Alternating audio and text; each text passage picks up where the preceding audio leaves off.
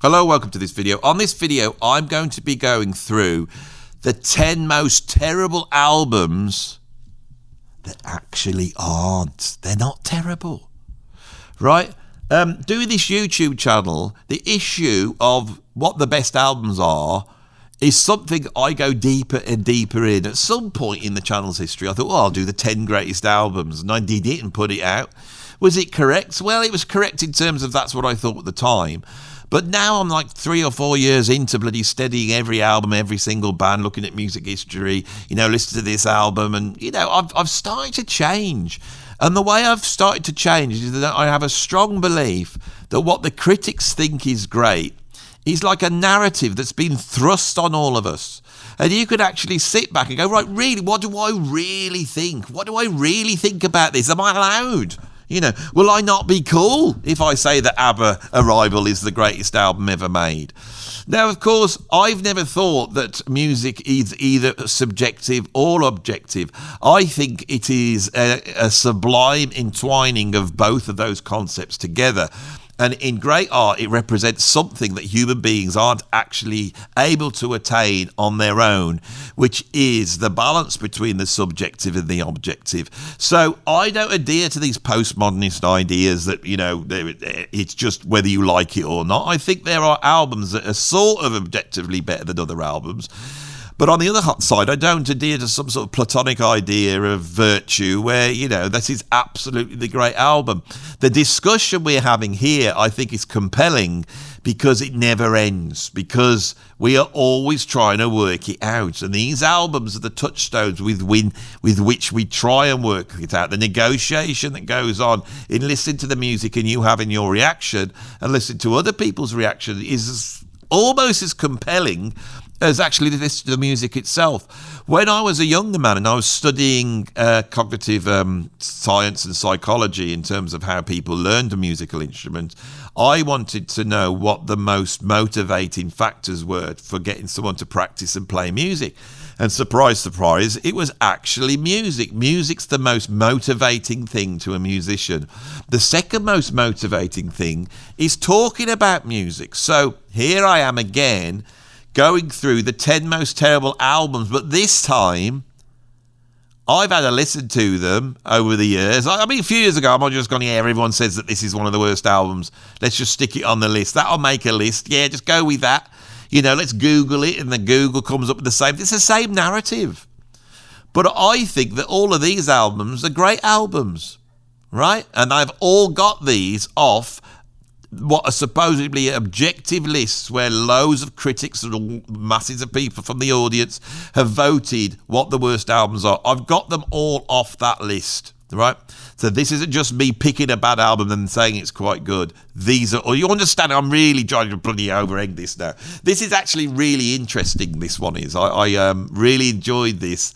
So let's get into it, shall we? So at number 10, I have got Two Sides of the Moon by Keith Moon, which was an album that came out in the 1970s.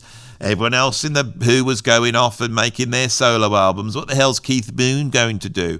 And in that way, it's a little bit like Ringo. Ringo was actually the first guy in the Beatles to produce an actual proper solo album, not some weird bunch of electronics or soundtrack to a film.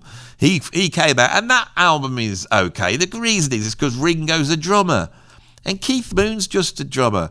But at least Ringo drummed on his album. Keith Moon went into the studio, brought a whole bunch of people in, and didn't actually drum on it. He stepped to the front and he sang. And he sang a whole bunch of different songs, all cover version songs that have been specially written for him. Now, when we say songs that have been specially written for him, one of these songs is by John Lennon, right? I put this on and I thought, this is a decent album. Keith Moon has got a decent voice. Of course, Keith Moon had more charisma than anybody else possibly in the whole history of rock and roll. And maybe there's a possibility, if you weren't prejudiced against the idea that he's the drummer in The Who, that he could have actually had a reasonable solo career as a frontman, because his voice is nice. And of course, he had that charisma emanating off him. And then with songs written by John Lennon behind you, and then the cream of 70s session music and all these incredible guests, has produced an album which is a good album.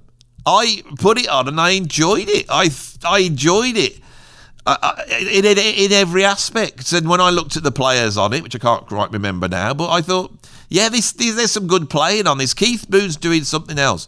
The reason why this wasn't liked at the time is because Keith Moon wasn't doing what Keith Moon should do. That's the bottom line. That's why it wasn't liked.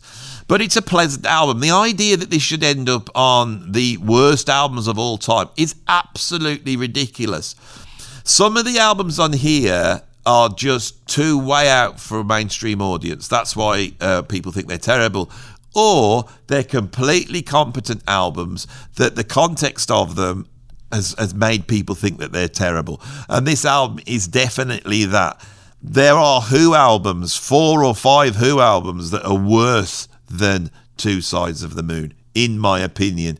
It's a good slice of great songs, great playing, with a reasonably good frontman stepping forward. And I liked it. So that's the one, I've got at number 10. At number 9 on my list, I have got Self-Portrait by Bob Dylan. Now, everyone will know that I have a problem with Bob Dylan. And I think what the problem is that having lived a life where everyone's told you that Blonde on Blonde or Highway, whatever it, 51 or whatever it is, 61, which highway is it?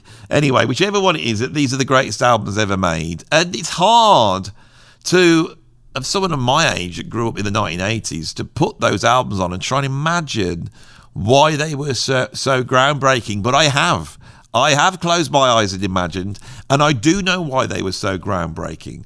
They were groundbreaking because Dylan had come from the sort of intellectual middle class appropriation of American folk music. This is Lead Belly through Woody Guthrie.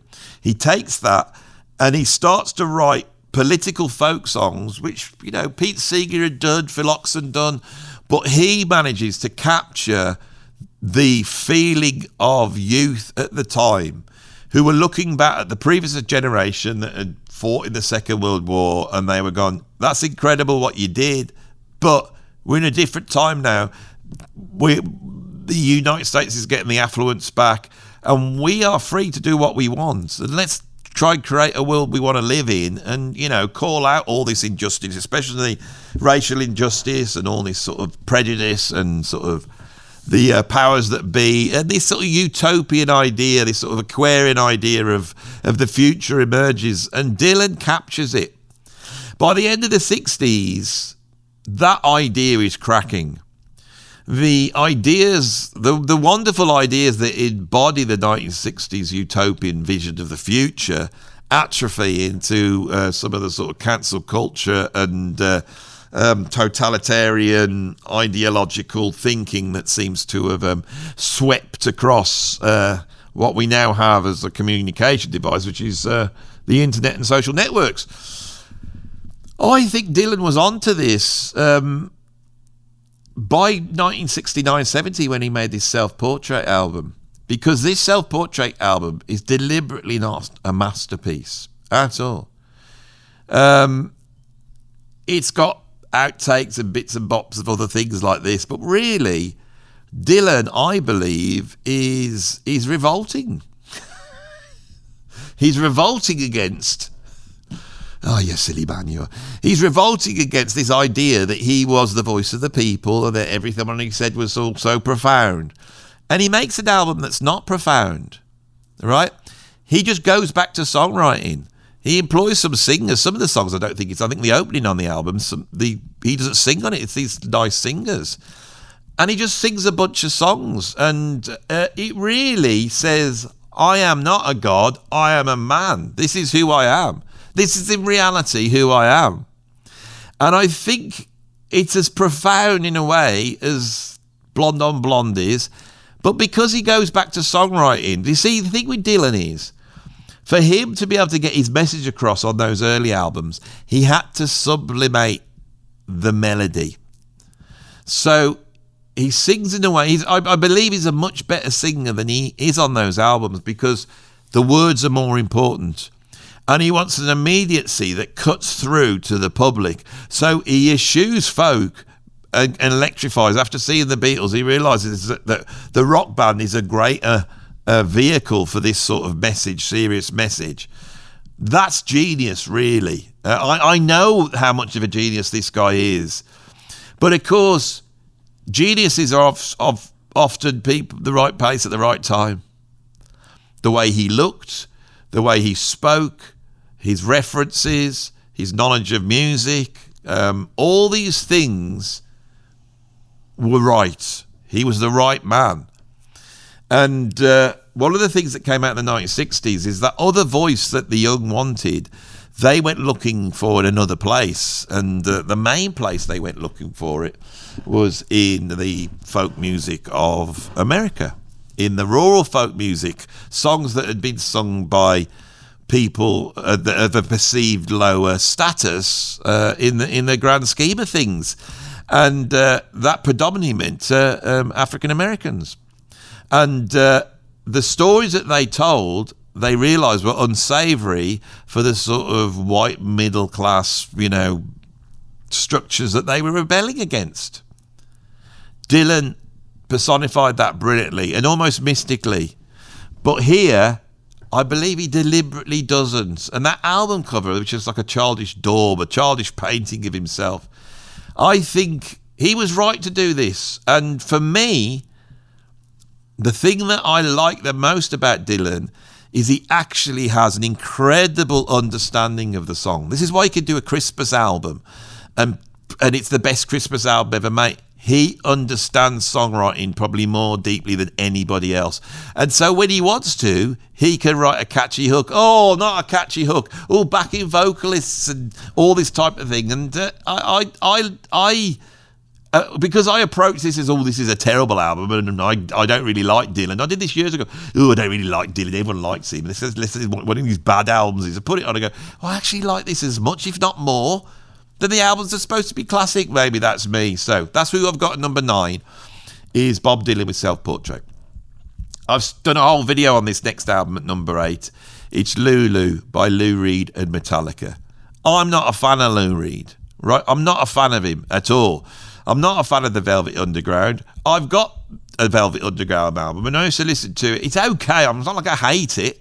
As you can see, this is not a comedy video. This is serious. I'm telling you what I think, I understand its importance in the grand scheme of things. In the 1970s, Lou Reed then, especially once he meets David Bowie, he is able to really balance his songwriting skills, because he's a great songwriter. Lou Reed is. He really is in the Tin Pan Alley school of songwriting, but he marries it with musical elements that really create sublime pieces of music. For example, The Walk on the Wild Side. It's a sublime piece of music. It's brilliant. Metallica don't have any of the baggage of Lou Reed. Lou Reed, I always imagine walking through Central Park with a little dog on his lead, hanging out with his wife, Laurie Anderson, bumping into, some of the sort of conceptual artists of the time, mincing about, being difficult, basically being a sort of intellectual, above it all type of person. It reeks for me of that sort of intellectualism, which I think crept into rock and roll at the end of the 1960s and altered the narrative of what the actual story is. That's what Lou Reed became to me. But as a lyricist, there is a dark, almost like surrealist poetry to what he sings about. It's cathartic. He feels like he goes to the elements of humanity, and he gazes into the part that we don't want, and he gazes into chaos, and gazes into the darkness of his own soul and of our own collective soul. I know that when every time I criticise Lou Reed, it's for comedy, but I know that. I've been criticised recently by people saying, Andy doesn't understand songs or songcraft. So I thought, I'm going to get into this now. If there is a want for me to talk like this, I will. And I will try and explain the best I can what I find profound about people like Lou Reed. Now, Metallica are completely different. Metallica are like the sort of band that I'm going to love even if I don't like them, because it's just normal people who love heavy metal. They love songs about bloody killing people or bloody the Vikings or singing songs about war and dystopian landscapes, and all their album covers look like fantasy art. And it's all the type of stuff that sophisticated people wouldn't like. And in the early 80s, when I discovered Metallica, this wasn't liked by anybody except the most uncoolest nerdy people that I knew, who were walking around with these little mullets on, leather jackets, denim jackets over the top, and a bunch of patches down the back. Right? And these people loved music, but apparently had no taste. You know, in the bands, these bands seemed to bask in that. Okay? Metallica personified that in every shape or form. These are a bunch of lads. They form this band because they love metal. It's about that. And so, in a way, they're the most unintellectual band. The thing with Metallica is there is an absolute magic and chemistry to those musicians. There really is, especially when Cliff Burton was in the band. But it remained. And Metallica ended up by just staying there and doing their thing. They proved themselves, as AC/DC did, and a whole bunch of bands which the critics always snarled at. But now, 40, 50 years later, millions of albums, it can't be argued with. I would put it's Metallica, Iron Maiden, and AC/DC. Those are the three bands. So the idea of getting intellectual, New York, sophisticated, let's look into the dark of heart of the soul, Lou Reed, and combine it with proper metalers, right? What you get is a heavy metal gaze into the dark chaos of our souls. And what I hear with that is something so frightening and unrelenting. This isn't like Sonic Youth. This isn't a bunch of intellectual types feeding back guitars, which is what you would expect. No, these are serious riffs, incredibly well done, incredibly well produced, and Lou Reed just snarls his way through it. Right? Does it have the sort of proggy structures of Metallica? No. Does it have the sort of hooky vocals? Because, as Elton John said, Metallica are great songwriters in themselves. No. What we get here is something else. And I find it really, really compelling. I originally was going to do a video, which is it was going to be called Lulu, the worst album in the world. Because Metallica's always funny to poke fun at, and Lou Reed was on my list as one of the people I take the mickey out of. And I listened to it, and it instantly has become my favourite Metallica album, because whatever heavy metal represents, the mixture of these two things goes right to the heart of darkness. It's not playing at it, it really is it. Lou Reed is also close to death at this point. And there is something compelling about a man of that age making such heavy music. I find it fantastic. It shouldn't work. They pulled it off. It really is a great album. Right, at number 7, I've got Thank You by Duran Duran. Okay, this often comes up as being the worst album ever made, especially amongst the sort of British... we used to have a magazine called Q. So you've got Melody Maker, we've got Q, and we used to have Q, and we had NME. And actually those music critics are all slightly different. And Q was always that sort of middle of the road, we're going to champion Radiohead type of a magazine. And of course, Duran Duran being a band that they will say they love, because the law of postmodernism says that you have to like Duran Duran, because they come from a certain time and they're a little bit cheesy, and there's an unknowingness about them which people can pretend that they're aware of and point to in a postmodern, ironic way. But with this album, Duran Duran, they put their hearts on their sleeves and they decide to go into the studio and make an album of their favourite cover versions, Duran Duran style. Now, to these types, Duran Duran singing a Public Enemy song, they find that absolutely abhorrent. Some white, soon to be middle-aged, I don't know what the age they were, but they weren't young, some white brummie singing the lyrics to 9/11 is a joke it sticks in those people's throats. They can't stand it. They can't stand it. Right? Now, the reason why I bought this album has got nothing to do with Duran Duran. When this album came out in 1995, I was in what I could call my Terry Bozzio phase, right? As a drummer, I was obsessed by Terry Bozzio, and I was buying absolutely everything that came out. So this album came out.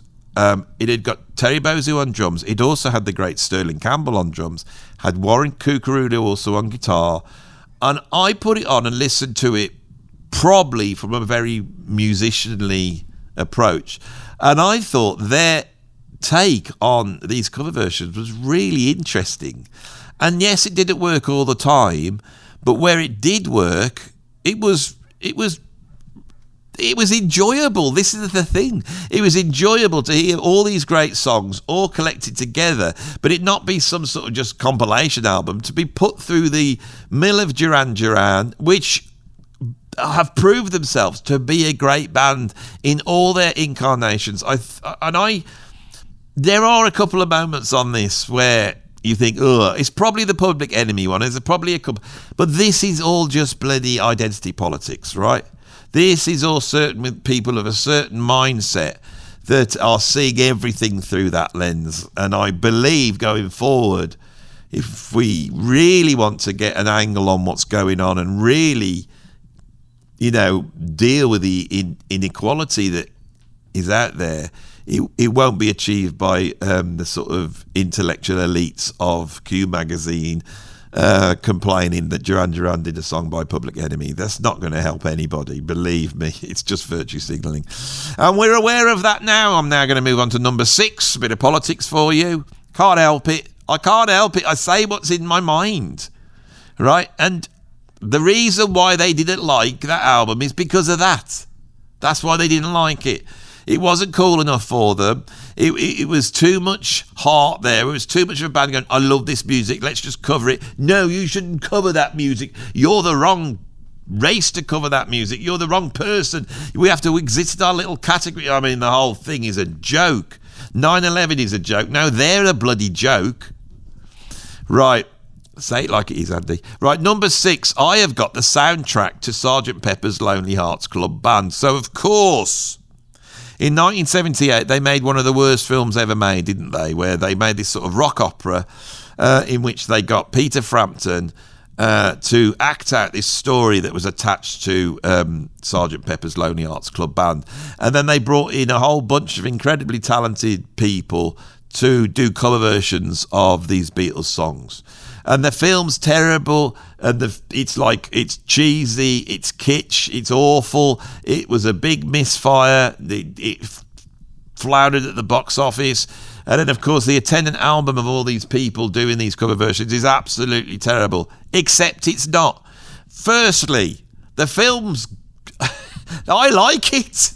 I like Sgt. Pepper's Lonely Hearts Club Band film. I like it. I'll tell you what's rubbish, The Wiz. I used to have The Wiz on DVD. I used to put it on and lose interest halfway through. Every single time. It just didn't work for me. Why is it that The Wiz is held up as being this great thing and Sgt. Pepper's Lonely Hearts Club Band isn't? Why is that? Because the Sgt. Pepper's Lonely Hearts Club Band does weave an interesting story. It's got incredible performances from the likes of Frankie Howard. I mean, how many times are you going to see a film that features Aerosmith and Frankie Howard? Aerosmith come on and they do their version of Come Together. It's amazing. And Earth, Wind and Fire, who are possibly the greatest band of all time in terms of actually being a band and being able to play, they're astonishing to me when I put an Earth, Wind and Fire album on. Go listen to their live album. It's astonishing. Led Zeppelin when they were live, they'd blow everyone. No. Go and listen to Earth, Wind and Fire if you want to hear a band blowing the audience away. Unbelievable. And they come in and they do Got to Get You Into My Life. And I don't care what you say. I know the Beatles fans and all the cool people will go, no, it's terrible. No. Earth, Wind and Fire's Got to Get You Into My Life is better than the Beatles, right? This is a decent soundtrack. There's some, Peter Frampton. I mean, there's stuff But it's not the worst album in the world, and the best bits are amazing. When I watch this film, right, I love the colour, I love the way it is edited and filmed. I love the sort of bizarreness of it all. There's a lot of guests in it. You wait around for the guests to appear, and then they appear, and that's rewarding in a way. And the music's all wonderful. I have no problem with this album whatsoever. Is it one of my favourite albums? No. But I would say it's average to good. But it's held up as being this terrible thing. Why? I'm going to tell you why. Because who made this album? It was some music manager, impresario. I think he had the idea of taking a famous album and creating a sort of almost like an opera around the storyline and the characters. Now, of course, this has been a multi-million selling business now. Mamma Mia, We Will Rock You, right? All these things I could tell you go, but there's every single band now has had some attempt to create some sort of musical out of their best album or all their songs, right? That idea was invented here. And why didn't it catch on in the 1970s and it caught on in the early 2000s, right? The reason is because of this idea of rock and roll. The idea of being cool in rock and roll is that you don't do... Musicals weren't cool. I hate musicals because I'm of a certain age. They're just not cool. And when my kids all go watching their musicals and telling me about Wicked and how brilliant it is, and they play their songs off whatever it is, I'm like listening to it going, you don't really like this, do you, kids? Can you not see how terrible and cheesy this is? Mamma Mia is about the most awful, cheesiest thing in the world. And We Will Rock You, right, where they've done this sort of Ben Elton, cheesy science fiction futuristic story to Queen. This is bucket loads worse than the Sgt. Pepper's Lonely Hearts Club Band out. I can't even get my words out here to try to explain how it's shite. That We Will Rock You is crap, but it's made billions and billions. I just would love to know how much money that's made for this is the gold mine. This is the gold mine, right? And it's the shift that happens culturally, where the only way that the modern audience can understand the bands we love is by packaging them up into some sort of biopic and film, or putting it into some sort of cheesy teenage drama, and it's all so shallow, and it's actually anti-rock and roll. But of course, anti-rock and roll is the new rock and roll, isn't it? And all us old guys that don't understand this are thinking, why aren't they cool anymore? It's because being cool is no longer cool. It's being uncool that's cool, right? But people were too cool for that at the time. They didn't want to go and see it. Anyway, shall we carry on?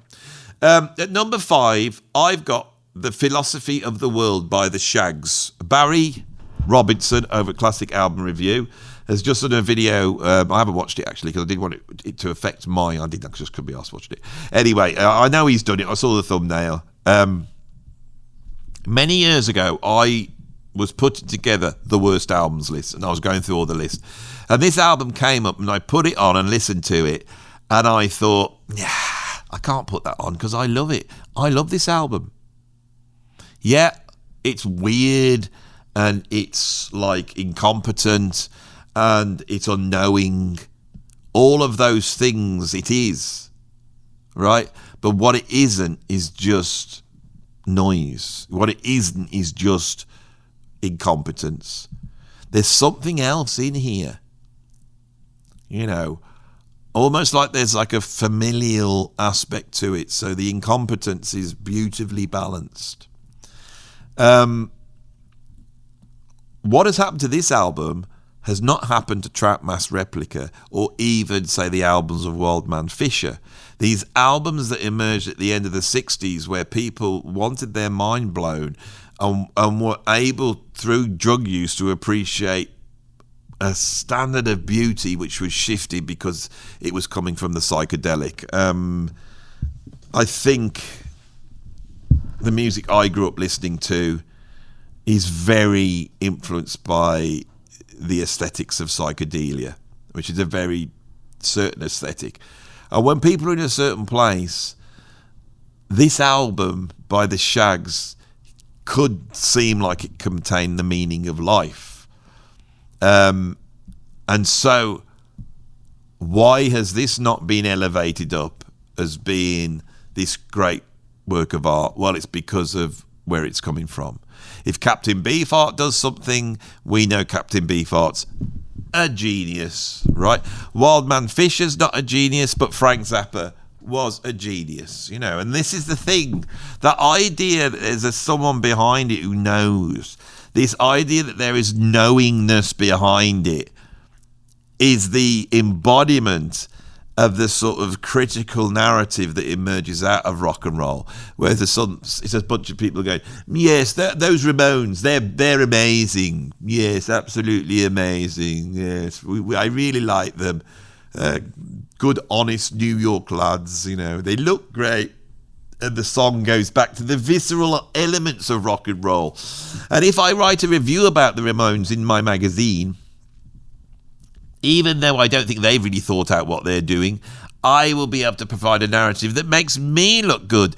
But all these guys in these progressive rock bands that are doing stuff about, you know, weird Eastern religions and all this esoteric stuff that I know nothing about and who have a much not greater knowledge of music than me, I really don't want to come across like being ignorant of what they're doing and not being able to have the words to describe what makes Close to the Edge so great. So I will champion the Ramones. And the Shaggs doesn't fit into this because they're not cool young guys in leather jackets. You see, this is the coolness. I mean, there's a Miles Davis album called The Birth of the Cool. Before then, everything, if it was cool, was hot. That's hot, man. As soon as you say it's hot, man, you don't sound cool, do you? Right? Rock and roll was about being cool. The Shaggs were not cool. So there's a postmodern ironic gaze which has allowed this album to survive in the cultural context. But I actually find it's like it's got a balance to it and a beauty. And it's got a sort of, it's incompetent and yet it's not incompetent. And there's a balance there between those two things. And there's a coherence to it, which I find the funny thing with me is I am a big fan of music, improvised music. I'm a big fan of virtuosity, and people think that all I do is appreciate skill, but actually I'm much more interested in the almost like subconscious interactions between musicians. And I find music like that far more interesting.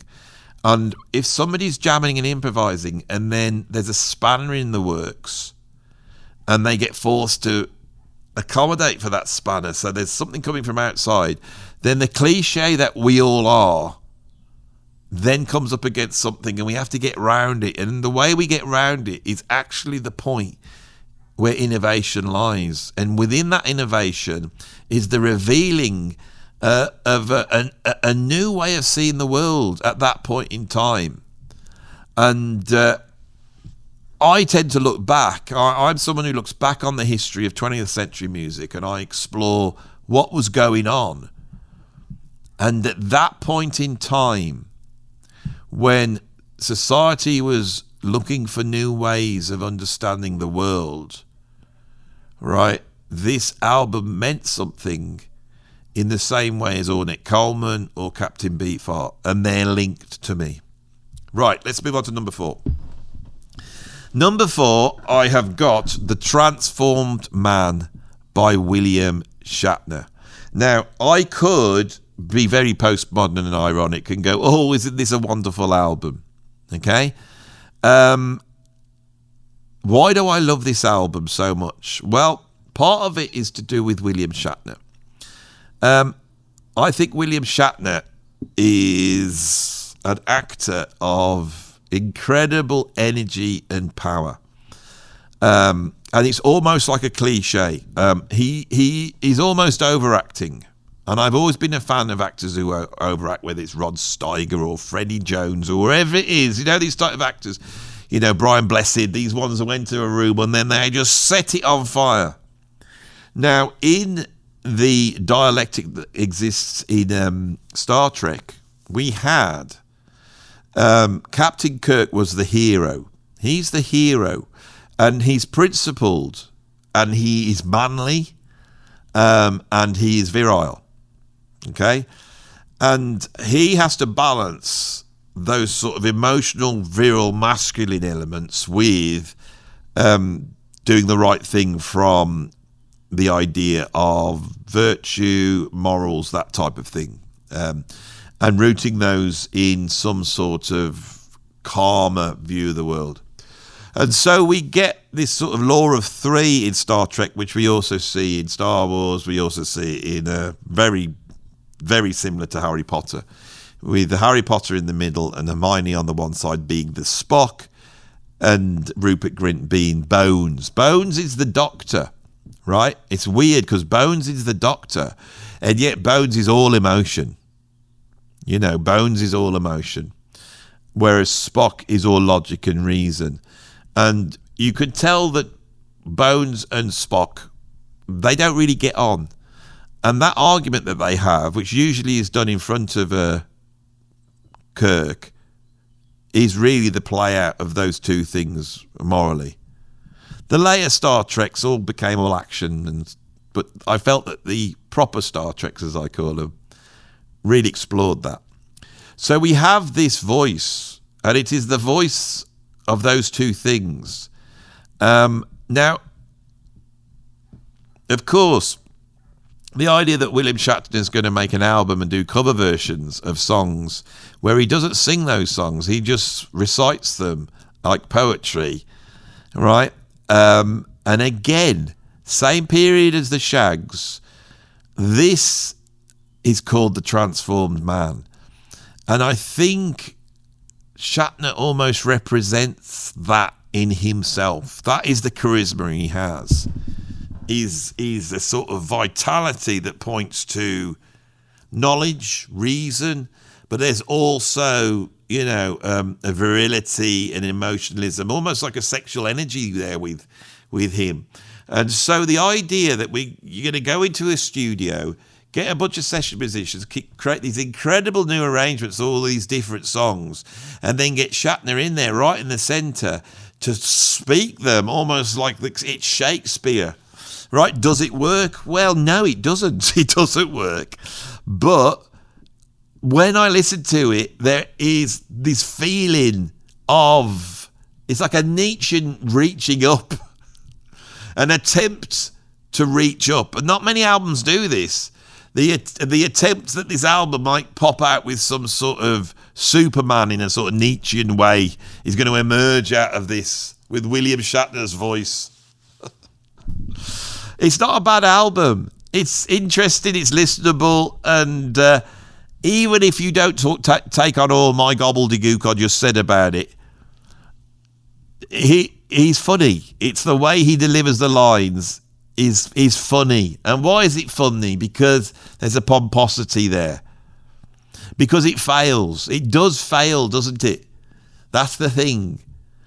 It's that idea that Shatner's going to come in like Captain Kirk and make a rock and roll album in which what he does is pull these two things together, and he says these songs which actually reveal the much deeper meaning that was inherent in rock and roll at the time. Shatner's got the key to that, and he's going to be able to do it. Only Shatner can do it. Spock couldn't do it, and Bones couldn't do it because they're too far on either side. It has to be Shatner. He has the authority and reasonableness, but he also has the emotionalism in absolute balance, like a great actor. But the songs don't support that type of delivery, does it?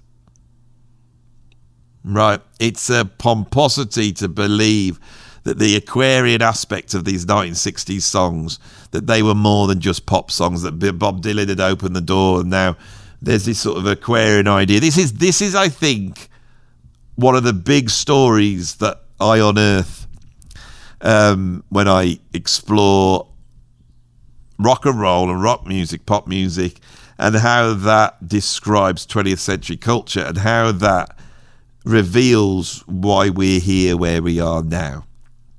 No, the thing is, the reason why that pomposity, the reason why it doesn't work is because by the end of the 1960s, going into the 1970s, the true artist understood that this Aquarian idea, it was cracking. Altamont and all these types of things had made people realise that people were still just people.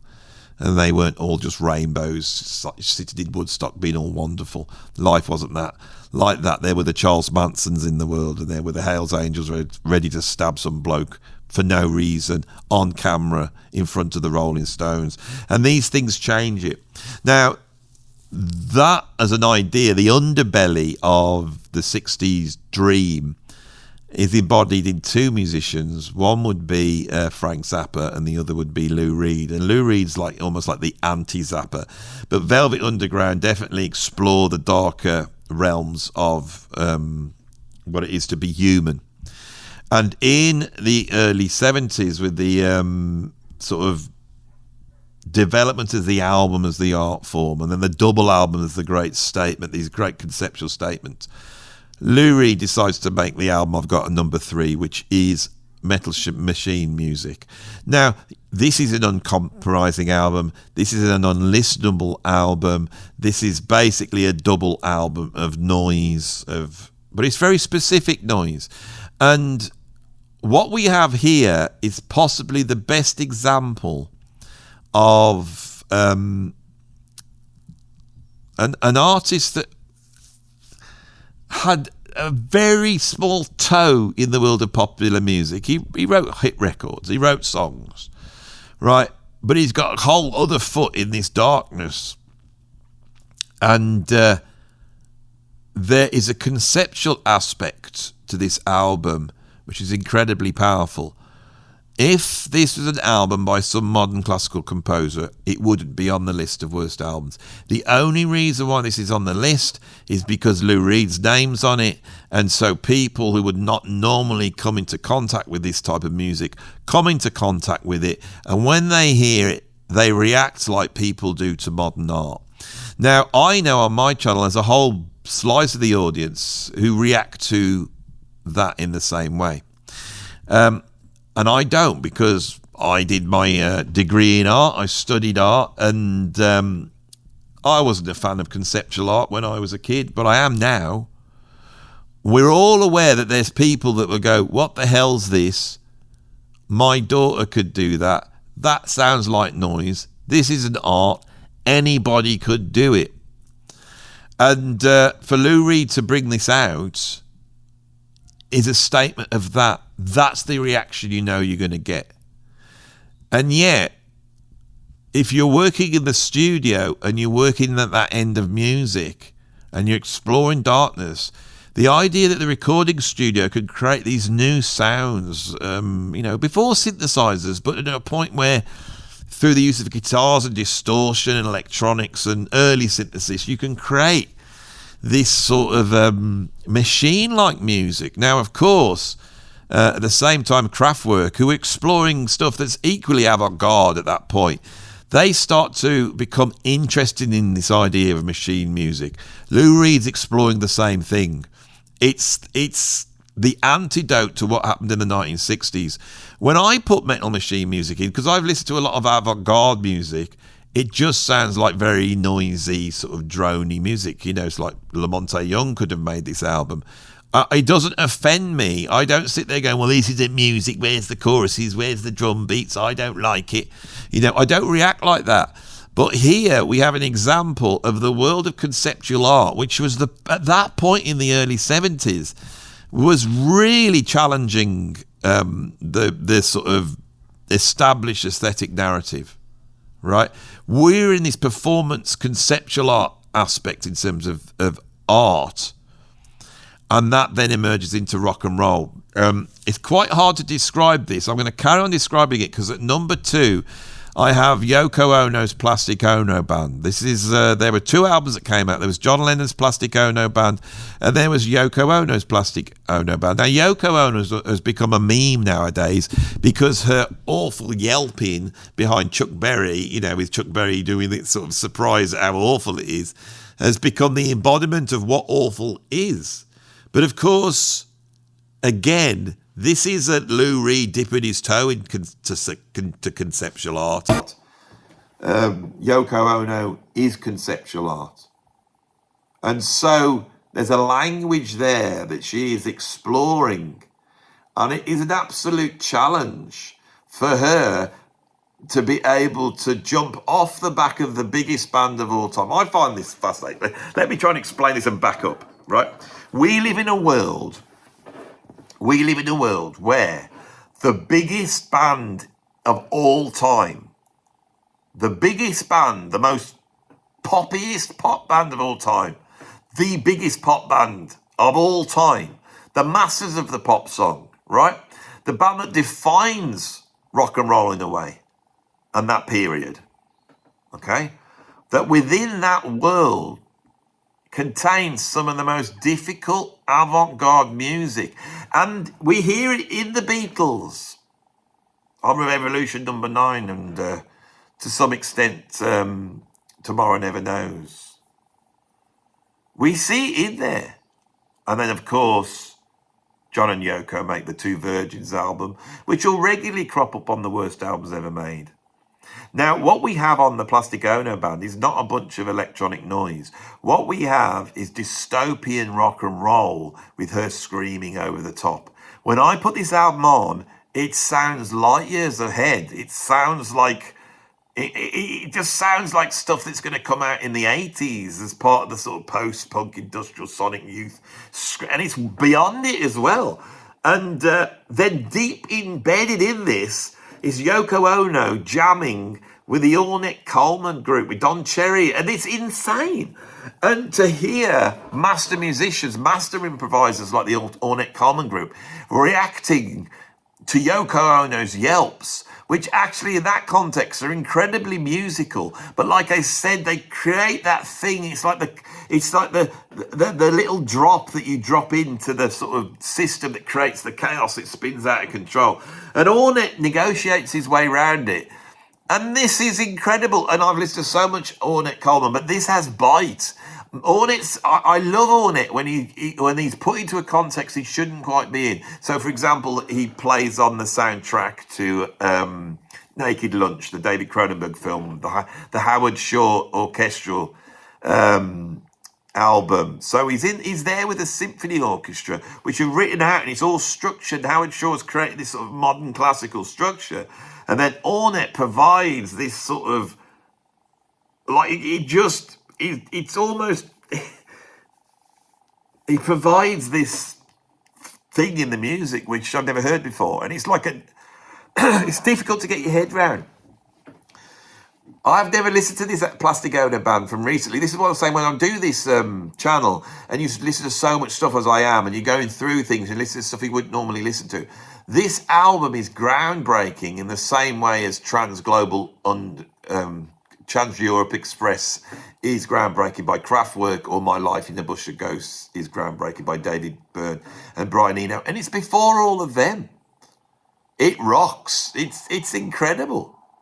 And it has the incredible Ringo Starr drum beat in there. That's the yin of the yang. That's incredible. Anyway, I mean, it's better than just my favourite. It's not a John Lennon album, but it's my favourite of those albums. So what have I got at number 1? Well, this is easy pickings, really. St. Anger. Metallica are an incredible band, and they're exploratory, and they're interested in new things, and they weren't happy to just bang out like Iron Maiden would the same sort of Metallica type album.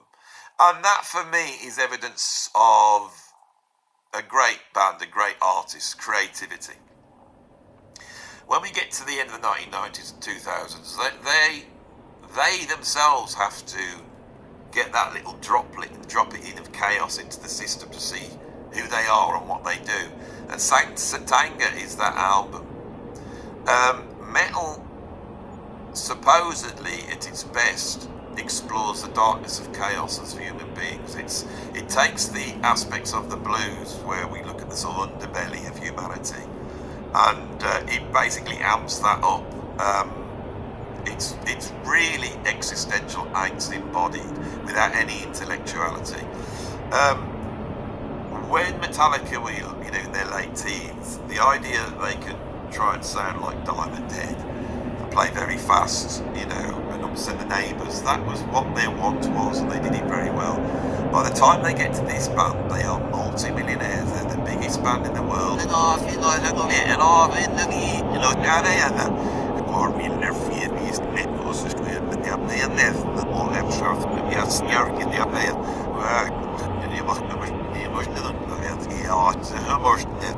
The album in 1991 was the album that changed it up, blah blah blah. No, it wasn't. It was the Black Album by Metallica. Absolutely, even greater than Nirvana. Right? Their achievements musically are quite incredible. And there's a certain point when, you know, they're riddled with vast wealth, all the attendant problems that come when you have vast wealth but you're still relatively young. You know, so James Hetfield has got his drink problem, or the anger that was embodied in his performance that had been under control is almost like bubbling out, and he goes off and tries to get that in check. And anybody who sits Some Kind of Monster, the documentary, when I watched that, I thought, my God, this is incredible. What it captures, which is James Hetfield having all this rage and angst, which is great for rock, and then he goes away, then when he comes back, he's like, oh, peace, and this type of thing. I found it really compelling, and within that, they're exploring the very nature of the sound of rock and roll, right? Now you can moan about it having a bloody ringy snare drum, but that's just because you've got no imagination and you like what you like and you're conservative and you want Metallica to sound like Metallica. But when I put that album on, these songs are interesting.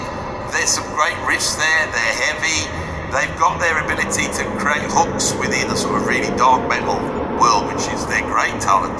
I think Satanga is a great album, I really do. And up until now I've always thought, yeah, well, I quite like it, I don't know why people don't like it. There's millions of albums like this, as well as all the albums I hate that everyone likes. There's albums I go, well, I quite like that album, why does nobody like that album? I went back and listened to it again, and I thought, this is amazing. What we are up against here is a mixture of the narrative of music criticism that develops post-1960s up against a certain conservatism that's emerged out of each genre of rock and roll.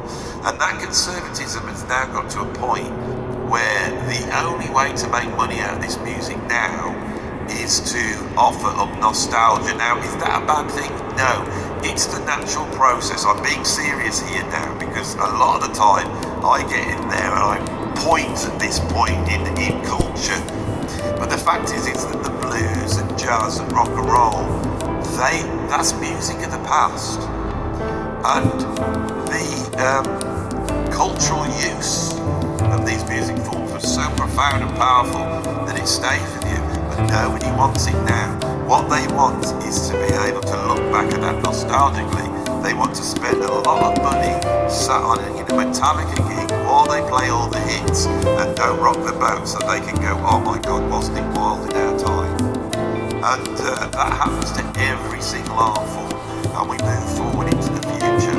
I'm too old to really understand what the future holds, but I'm aware enough of aesthetics and philosophy and the history of this music to at least be able to describe what it is.